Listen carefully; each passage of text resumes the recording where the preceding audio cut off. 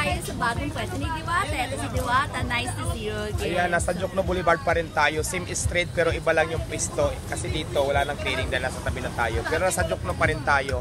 Ang malapit lang tayo sa gitnang JSIS. So dito nila ako makikita ulit. Yeah, ito of course.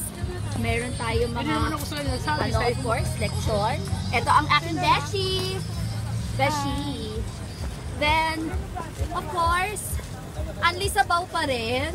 Yes, Unli Rice pa rin. Unli Rice pa rin. Of course, maraming kumakain dito. At least dito maaliwalas. Tapos ayan, Unli Rice. Unli Rice. And then, ayun na yung pwesto nila. Overall. Sarap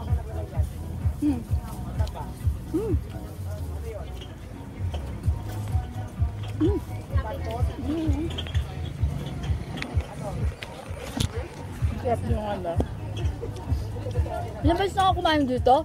Maraming beses na rin.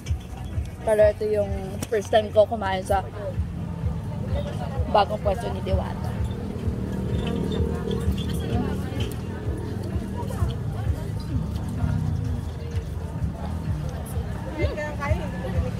Okay. Dito sa place nila, guys, maaliwalas na, tsaka more space compared dun sa dati nilang pwesto. And the Paris is still the best. Andito si Diwata, everything. Maraming bago sa menu. They introduce Paris buto-buto. Hindi naman ako kumakain ng Paris na may buto-buto.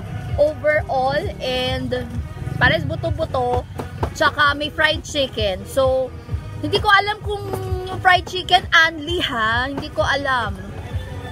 But we'll see later. Pag bumisita rin kayo kay Diwata, makikita nyo ang magandang dilag na to. Ay.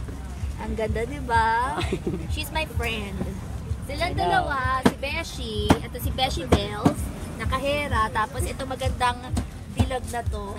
So kung naghanap kayo ng afam, so mga afam na gusto. Hanapan mo ko ng apam. Sa mga gusto ng mga afam dyan, ito, available siya. Available ako, pero Yeah. bumili ko ng apam na may pera. Available. Yeah, available, mga afam. At least, po yan. pero ito, yung mga tao, ang dami. Still.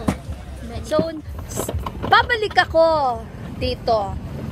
Experience is extraordinary. Masarap yung Paris.